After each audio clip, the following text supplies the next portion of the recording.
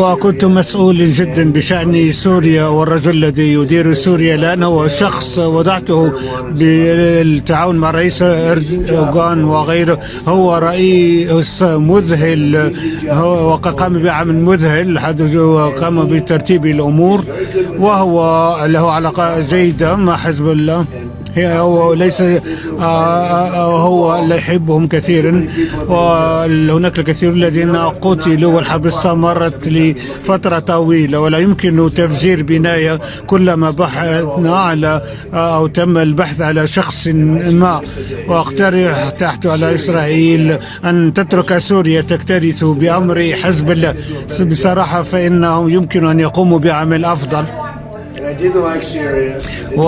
ولما أحب سوريا، ولم يرق لي أنه قبل ساعتين من توقيع الاتفاق كان هناك هجوم في لبنان في بيروت.